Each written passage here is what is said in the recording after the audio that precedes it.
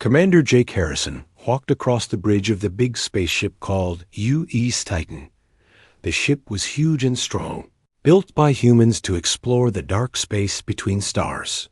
Jake had been in space for many years, but he still loved the quiet hum of the engines and the soft glow of the computer screens. Lieutenant Amy Rodriguez sat at her workstation, watching the long-range sensors. She was good at her job and had sharp eyes for anything strange in space. For 3 months, their ship had been flying through empty space, looking for new worlds and checking on human colonies far from Earth. The bridge was peaceful that day. The crew worked quietly at their stations. Outside the big windows, stars looked like tiny diamonds against the black of space. Jake was reading reports when a loud beep broke the silence. Amy sat up straight and looked at her screen with wide eyes. Her fingers moved fast across the control panel, checking the readings again and again. "Commander," she called out, "we are getting a message on the emergency channels. But it is not from humans." Jake walked over to Amy's station quickly. On her screen, strange symbols moved up and down like a waterfall. The symbols were not from any human language Jake had ever seen. They looked alien and scary. "Can you understand what it says?" Jake asked. Amy shook her head. "No, sir, but the computer is trying to figure it out. The message keeps repeating the same pattern over and over." Jake pressed a button on his chair. "Dr. Elena Vasquez to the bridge right away," he said into the ship's communication system. Elena was their best expert on alien languages.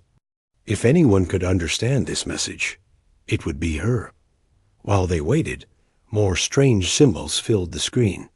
Then something new happened. The symbols changed into simple pictures. Jake saw drawings of planets, spaceships, and creatures that looked like monsters. Dr. Vasquez ran onto the bridge with her tablet computer in her hands. She was a small woman with black hair and smart eyes. She had studied alien languages all her life, even though humans had never met real aliens before. "Show me what you have," Elena said, pushing her glasses up on her nose. Amy moved aside so Elena could see the screen better. Elena watched the symbols and pictures for a long time. She typed notes on her tablet and asked the computer to run different programs. Everyone on the bridge stayed quiet while she worked. After 20 minutes, Elena turned to Jake with a worried look on her face. "Commander, this is a distress call. The aliens who sent it call themselves the Kethmori. They are asking for help from anyone who can travel between stars." "What kind of help do they need?" Jake asked. Elena looked at her tablet again. "Their whole world is being attacked by something they call the Devourers. They say these Devourers eat entire planets and leave nothing behind." The bridge became very quiet. Jake felt cold fear in his stomach. "What else does the message say?" "The worst part," Elena said in a soft voice. "They say the Devourers have already destroyed 17 star systems. The Kethmori think they are the last ones left alive." Amy found the location data in the message. "The signal is coming from a star system 12 light years from here," she reported. Jake knew he had to call Earth Command right away. This was too big for one ship to handle. He went to his captain's chair and opened a channel to Earth. Because of the long distance, it would take hours for his message to reach home, and hours more to get an answer back. While they waited, Jake ordered his crew to study the alien message more. The pictures showed terrible things. Planets that were once green and blue became gray and dead. Cities that were once full of life became empty ruins. The Devourers looked like giant bugs with sharp teeth and claws. "Sir," Amy said after studying the sensor data, "the signal is getting weaker. I think whatever is happening to the Kethmori is getting worse." Hours passed before Admiral Lisa Carter's face appeared on the main screen. She was an older woman with gray hair and hard eyes. She had fought in many battles to protect human colonies from pirates and raiders. "Jake," the Admiral said, "we have gotten the same distress call from 4 other human ships in different parts of space. This is not just one attack. These devourers are moving fast and destroying everything in their path." Jake felt his heart beat faster. "What are your orders, Admiral?" Admiral Carter's face became very serious. "I am calling up the entire human fleet, every warship, every marine unit, every fighter pilot. We are going to stop these devourers before they can hurt anyone else." "But Admiral," Jake said, "we have never fought aliens before. We do not know how strong they are or what weapons." "They have." The Admiral smiled, but it was not a happy smile. It was the smile of someone who is ready for war. "Jake, these devourers have been bullying peaceful aliens for who knows how long, but they have never met humans. They have never fought against people who come from Earth." Jake understood what the Admiral meant. Earth was a dangerous world where everything tried to kill humans. Storms, earthquakes, wild animals, diseases, and even other humans. People from Earth had to be tough to survive. They had to be fighters. "They call us Deathworlders for a reason," Admiral Carter continued. "These devourers are about to learn why that name scares other aliens. They picked the wrong species to mess with." The Admiral's image disappeared, and Jake turned to his crew. They all looked scared, but determined. They knew they were about to go into the biggest fight of their lives. "Amy, set course for the Kethmori system," Jake ordered. "Elena, keep working on that message. I want to know everything we can about these devourers before we get there." As the U-East Titan turned toward its new destination, Jake looked out at the stars one more time. Somewhere out there, innocent people were dying, but help was coming. The humans were coming, and they were very angry. The news about the alien attack spread through human space faster than wildfire. Captain Ryan Bell was eating lunch on his ship, the UES Defiant, when the emergency message came through. He was docked at Mars Station, a huge spaceport that orbited the red planet. Ryan read the message 3 times before he believed it. Aliens were real, and they were in trouble. Even worse, something called the Devourers was killing entire worlds. The message from Earth Command was clear. All human military ships must gather for war. Within 1 hour, Mars Station became the busiest place in the solar system. Ships that had been resting were suddenly full of activity. Crews ran through the halls carrying weapons and supplies. The air was full of shouting voices, and the sound of engines starting up. Captain Susan Drake commanded the big carrier ship, UES Valkyrie. Her ship carried 100 small fighter ships and their pilots. Susan had been a fighter pilot herself before becoming a captain. She knew how to fight in space better than almost anyone. "Get every fighter ready to fly," Susan told her crew chief. "Check all the weapons twice. We are going to fight something we have never seen before." The crew chief, a tough man named Tony Garcia, nodded his head. "Yes, ma'am. The pilots are scared but ready. They want to protect those aliens." On Luna Base, which was built on Earth's moon, General Patricia Stone was getting her ground soldiers ready for war. Patricia had fought in 3 wars between human colonies. She was small but very tough, and her soldiers would follow her anywhere. The soldiers were loading their gear onto transport ships. They had powered armor that made them stronger and faster. They carried plasma rifles that could burn through metal. Some units even had small nuclear bombs for the biggest enemies. "Listen up," Patricia told her soldiers. "We do not know what these devourers look like or how they fight. But we know they hurt innocent people. That makes them our enemy. Show them what Earth soldiers can do." The soldiers cheered and raised their weapons in the air. They were not afraid. They were excited to fight for something important. Dr. Kevin Walsh worked in his laboratory on Europa Station. Europa was one of Jupiter's moons, covered in ice. Kevin studied alien life, even though humans had never met real aliens before. Now his work was suddenly very important. Kevin looked at all the information they had about the Devourers. It was not much, but he could make some guesses. They work like a hive mind, he told his assistants. All the Devourers think together like one big brain. They eat all the life on a planet, then move to the next one. His assistant, Dr. Rachel White, looked worried. How do we fight something like that? Kevin thought for a moment. The same way we fight everything else.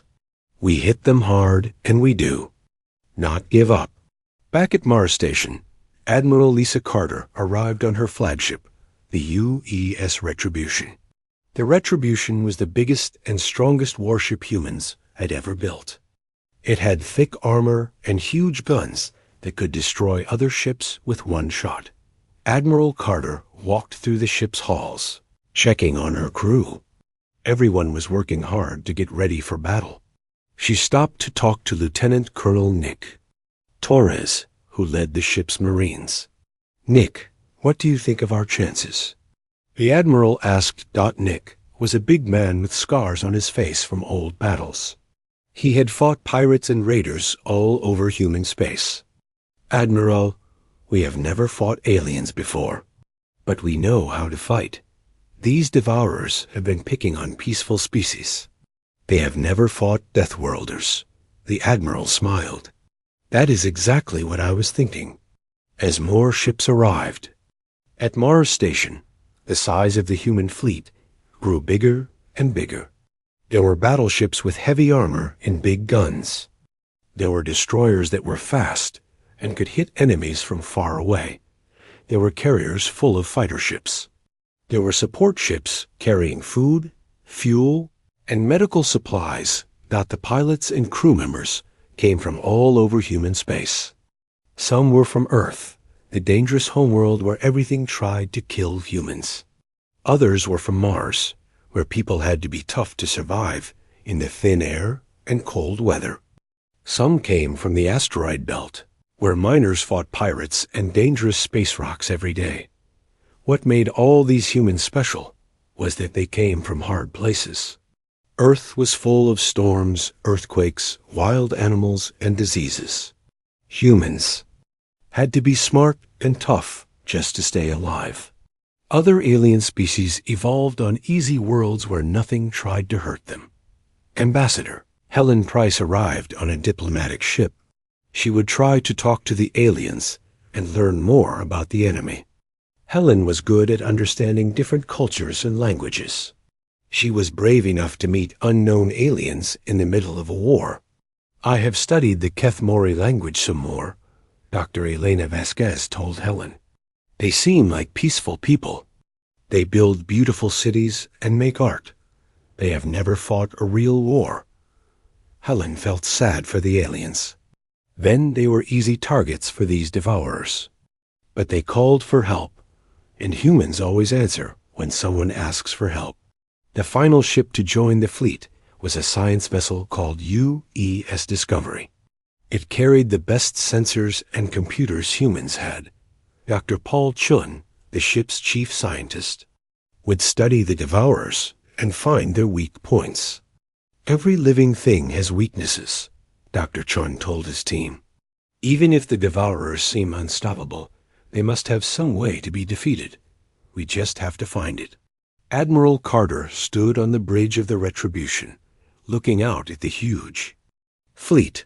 200 human ships floated in space around Mars. Each ship was ready for war. Each crew member was ready to fight and die to protect innocent aliens they had never met. All ships, this is Admiral Carter, she said into the communication system. Today we go to war against an enemy that destroys worlds. They think they are the strongest things in the galaxy. They are wrong. We are humans. We are Deathworlders. We protect those who cannot protect themselves. The fleet's engines started glowing as they prepared to jump to faster-than-light speed. In a few hours, they would reach the Kethmori system. The Devourers were about to meet their first real enemy. All ships jump. Admiral Carter ordered. The human fleet disappeared into the darkness between stars, carrying the hopes of an entire species that just wanted to help. The human fleet came out of faster-than-light travel at the edge of the Kethmori star system. What they saw made even the toughest soldiers feel sick. 3 of the 5 planets were completely dead. Where there had once been green forests and blue oceans, now there was only gray dirt and empty space. Lieutenant Colonel Nick Torres piloted a small scout ship called HFY Phantom into the system. His pilot was Major Lisa Park, a woman who could fly anything with engines. They moved carefully through floating pieces of broken spaceships and dead satellites. "I have never seen anything like this," Lisa said as she steered around a chunk of metal that used to be part of a space station. "It looks like something ate the planets." Nick studied the sensor readings on his screen. The 4th planet still has some life signs. That must be where the survivors are hiding. The 4th planet, called Kethmer Prime, was covered by a dark cloud that seemed to move and pulse with its own life. The cloud was not natural. It was made by the Devourers as they slowly ate everything on the planet's surface. Ambassador Helen Price led the first contact team down to the planet in a shuttle. She wore a normal diplomatic uniform, but the 6 Marines with her were in full battle armor. Their leader was Captain Dan Murphy, a man who had fought in the worst battles of the colony wars. "Stay alert," Captain Murphy told his Marines as they flew through the strange dark cloud. "We do not know what is waiting for us down there." The shuttle landed near a cave entrance that led deep underground. The Kethmori had built their last hiding place 3 kilometers below the surface, where the Devourers could not reach them easily. The cave tunnels were lit by soft blue lights that came from the walls themselves. The Kethmori had grown these lights like plants.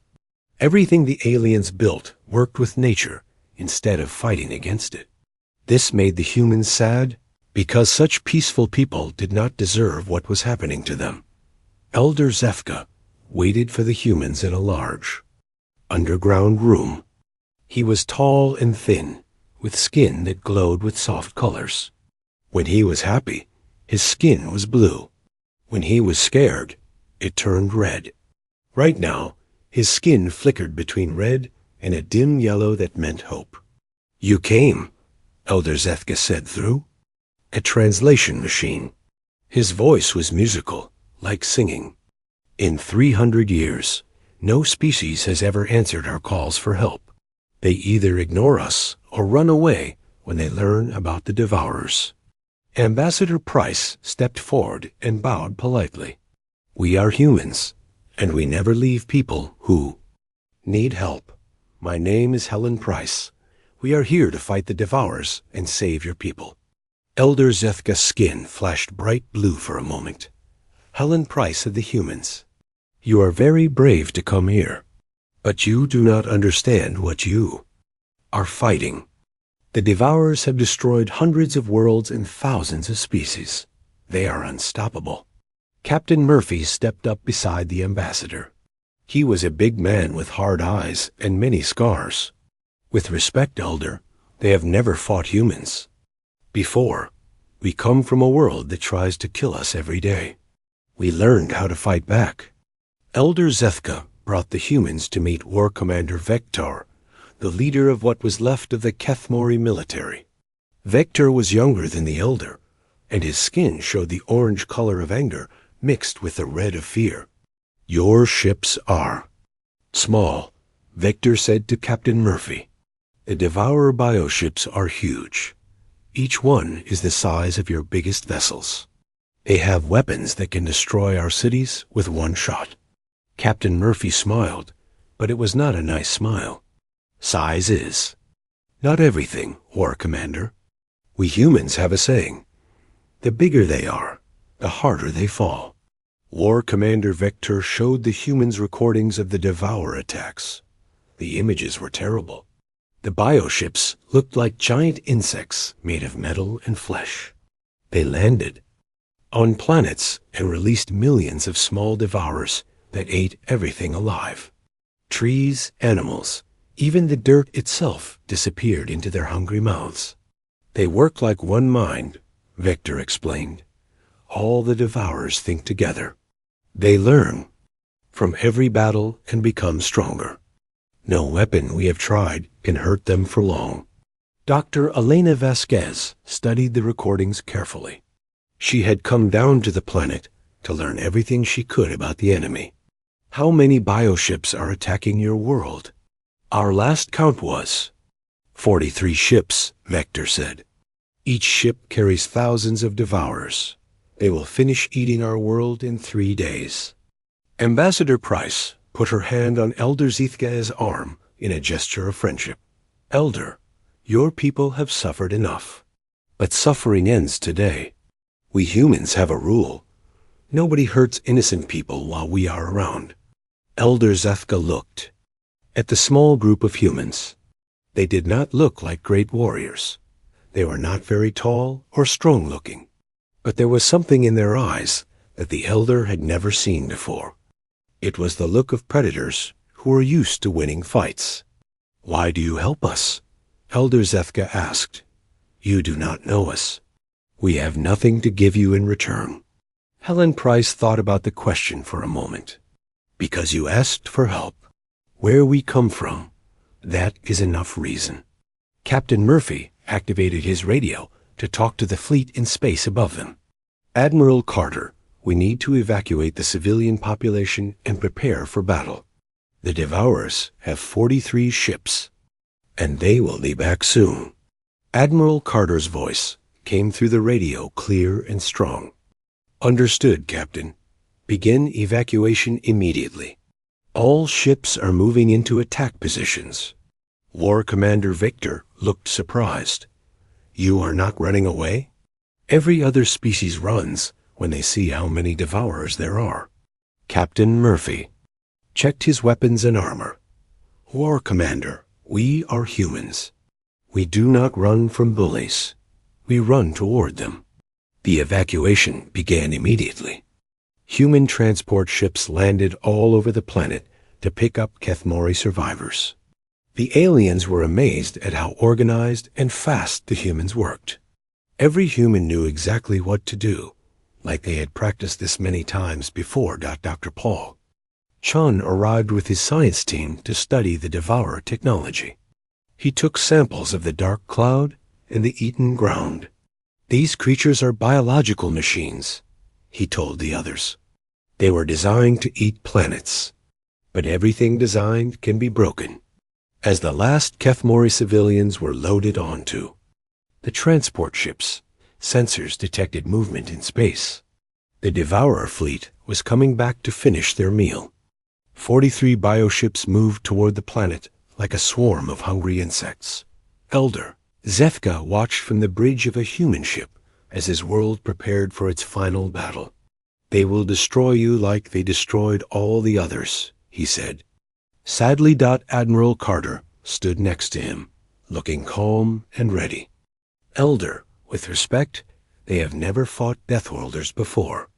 Today, the galaxy learns what happens when you threaten innocent people in front of humans. The Devourer fleet approached the planet, confident that they would win easily like always. They had no idea that the small ships waiting for them carried the children of the most dangerous world in the galaxy. The hunters were about to become the hunted. The Devourer fleet came out of the dark like a nightmare made real. 43 bioships moved toward the planet with the slow confidence of predators who had never lost a fight.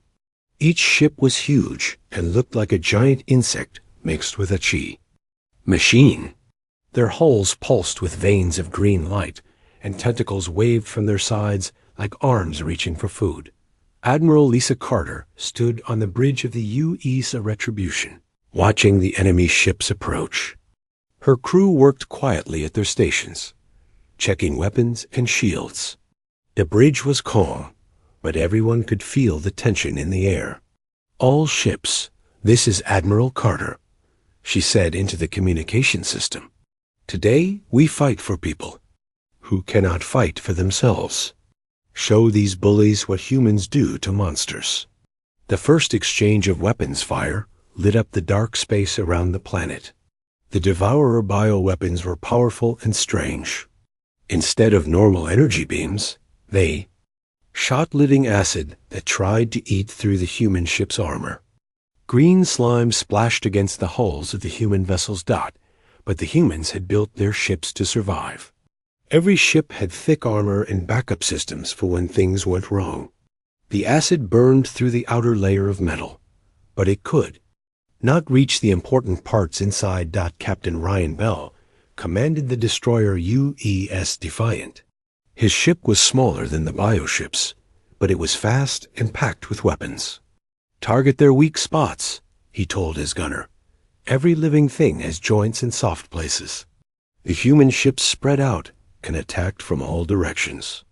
This confused the Devourers, who were used to fighting enemies that stayed in neat formations. The bioships tried to turn to face the attacks, but the human ships were too fast and moved in ways the aliens could not predict.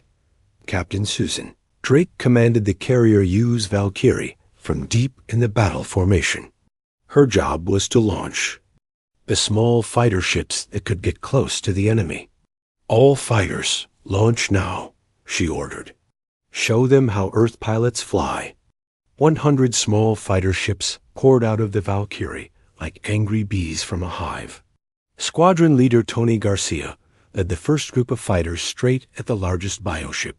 The alien ship was 10 times bigger than his fighter, but Tony was not afraid. "Follow me in," Tony called to his pilots over the radio. "These things are used to fighting scared people. We are not scared people." The fighters dove toward the bioships at full speed. The Devourers tried to hit them with their acid weapons, but the small ships were too fast and changed direction too quickly. Tony led his squadron between the tentacles of a bioship and fired his missiles at close range. The explosions sent chunks of alien flesh floating through space. Green blood leaked from the wounds, and the bioship made a terrible screaming sound that came through space itself. War Commander Victor watched the battle from the command center on the human flagship. His skin flickered with amazement and disbelief. "These humans fight like they are insane," he said to Elder Zethka. "They are attacking ships 3 times their size without fear."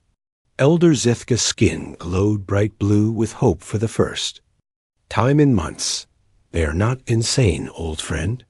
They are what their admiral called them. They are Deathworlders." A battle raged for hours. Human ships took damage, but they kept fighting. When one ship lost its main weapons, it rammed into a bioship and exploded, taking the alien vessel with it.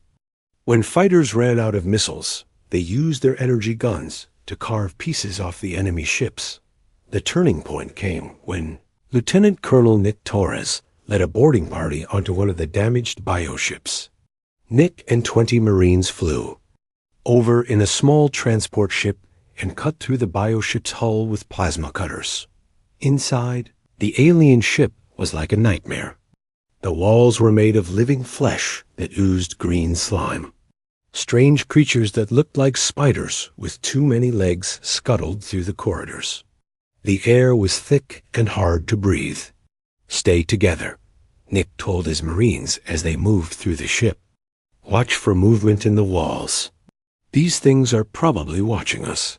The Marines wore powered armor that made them stronger and faster than normal humans. Their weapons could burn through almost anything. Most importantly, they were not afraid. They had trained for this kind of fight their whole lives. Dr. Kevin Walsh had been right about the Devourers. They worked like a hive mind, all thinking together. But this was also their weakness. When the Marines found the central brain chamber and destroyed it with explosives, the entire ship stopped working. Thousands of Devourers died at once. "Structural charges placed," Nick reported over the radio as his team ran back to their transport. "This ship is finished." The bioship exploded in a ball of green fire that could be seen from the planet's surface. This was the first time in centuries that anyone had destroyed a Devourer ship. The explosion sent shockwaves through the alien fleet. The other bioships began to move differently. They had never faced an enemy that could hurt them. They did not know how to fight when they were not winning easily. Admiral Carter saw the change in the enemy formation. All ships press the attack. They are confused and scared. Let's show them what real fear looks like. Captain Dan Murphy led another boarding party onto a second bioship. His Marines moved through the alien vessel like they had been born for this kind of fighting. They planted charges in the ship's vital organs and escaped just before it exploded. The second explosion caused panic in the Devourer fleet. 3 more bioships tried to retreat, but the human fighters chased them down and destroyed them with missiles and energy weapons. Squadron leader Tony Garcia flew his damaged fighter straight into the brain chamber of another bioship. His ship exploded, but he took the alien vessel with him. His sacrifice inspired the other pilots to fight even harder. Dr. Paul Chun watched the battle from his science ship and made an important discovery. Admiral, the bioships share information through biological radio waves. When we destroy one ship, the others learn from its death, but we can use this against them. How? Admiral Carter asked. We feed them false information. Make them think our weak points are somewhere else. They will adjust their tactics based on wrong data. The plan worked perfectly. The humans pretended that their engines were vulnerable, so the Devourers focused their attacks there. But the human ships had extra armor around their engines. While the aliens wasted time attacking the wrong targets, the human weapons tore apart the bioship's real weak points. By the end of 18 hours, 37 bioships had been destroyed. The remaining 6 ships tried to escape into deep space, but only 3 made it away from the battle. The Devourer fleet had been defeated for the first time in their long history. The surviving bioships carried a message that would spread through the galaxy faster than light. There was a species that could fight back and win. The age of the Devourer's easy victories was over. Admiral Carter looked out at the wreckage floating around the planet. Pieces of bioships drifted past the human vessels like the remains of a bad dream. All ships begin rescue operations. Check for survivors and start helping the Kethmori rebuild their world. Elder Zethka's skin glowed with colors that meant joy and gratitude. You did it. You actually defeated them. How is this possible? Captain Murphy, who had returned from his boarding mission, answered the question. Elder, the Devourers have been picking on peaceful species for a long time. But we humans come from a world where everything tries to kill us. We learned how to kill. Back 3 months after the Great Battle, the Kethmori homeworld was green again. Human engineer teams had worked day and night to clean the poison from the soil and replant the forests. The dark clouds were gone, replaced by blue skies and white. Clouds that looked like Earth. Colonel Rachel White led the rebuilding efforts. She was an expert at fixing things that wars had broken. Her teams used human technology mixed with Kethmori bioengineering to make the planet even better than it was before. The new trees will grow twice as fast as the old ones, Rachel explained to Elder Zethka as they walked through a newly planted forest. And they will be resistant to most diseases and pests. Elder Zethka's skin glowed with peaceful blue colors. Your people have given us more than our lives back. You have given us hope for the future. Dr. Paul Chun and his medical team worked in the hospitals, treating Kethmori, who had been hurt by the Devourer attacks. Many of the aliens had been sick from breathing the poisoned air. Others had mental wounds from watching their world being eaten. The physical healing is easy, Dr. Chun told his assistants, but helping them forget the fear will take much longer. In the rebuilt capital city, Ambassador Helen Price met with the Kethmori government to talk about the future. The meeting room was beautiful, with walls that showed pictures of nature and soft music that came from living crystals. "We owe you a debt that can never be repaid," Elder Zethka said to Helen and Admiral Carter. "But I must ask you something. Why did you come? Why did you risk everything for people you had never met?" Admiral Carter thought carefully before answering. She was still wearing her military uniform, but her expression was gentle. "Because someone called for help. Where we come from, that is all the reason we need." The victory at Kethmer Prime changed everything. News of the battle spread through the galaxy, faster than the fastest ships. For the first time in centuries, species that had been hiding from the Devourers began to believe that the monsters could be beaten. Within weeks, other alien species started sending messages to Earth. The Veiltai Republic asked for help with space pirates who were attacking their trading ships. The Crystalline Collective needed assistance with a plague that was killing their people. The Tree Singers of Harmony requested protection from raiders who were cutting down their sacred forests. Each time a call for help came, humanity answered. Ambassador Price established something called the Human Aid Protocol. Any species that asked for help would get it, no matter how far away they were or how dangerous the situation was. But it was the military commanders who created the rule that would define humanity's place in the galaxy. General Patricia Stone stood before the newly formed Galactic Council in a great hall on the neutral world of Sanctuary. Representatives from 50 different species had come to hear what the humans had to say. "Every species we have met evolved on what you call garden worlds," General Stone explained to the gathered aliens. "Your planets were safe and peaceful. You never had to learn how to fight because nothing on your worlds tried to hurt you." The alien representatives listened carefully. Many of them had skin or scales that showed nervousness. They had heard stories about the humans and their violent homeworld. "But Earth is different," the general continued. "Our world tried to kill us every day. Storms that could destroy cities. Earthquakes that could split the ground. Wild animals with claws and teeth. Diseases that could kill millions. Even other humans who wanted to take what we had." A representative from the floating cities of Serenity raised a tentacle to ask a question. "How did your species survive in such a terrible place?" General Stone smiled, but it was a proud smile. Not a mean one. "We learned to fight back. We learned to be stronger than the things that wanted to hurt us. We learned to protect each other. This is what we call the Deathworld Doctrine," Admiral Carter added, standing up to join the general. "We use our strength to protect those who cannot protect themselves. Anyone who hurts innocent people will have to face the children of Earth." The Deathworld Doctrine became humanity's promise to the galaxy. It was simple but powerful. Aggression against civilians would be met with overwhelming force. The strong would not be allowed to prey on the weak. Anyone who called for help would find Earth's children ready to fight for them. Commander Jake Harrison, who had received the first alien distress call, was promoted to admiral. His ship, the UES Titan, was given a special mission.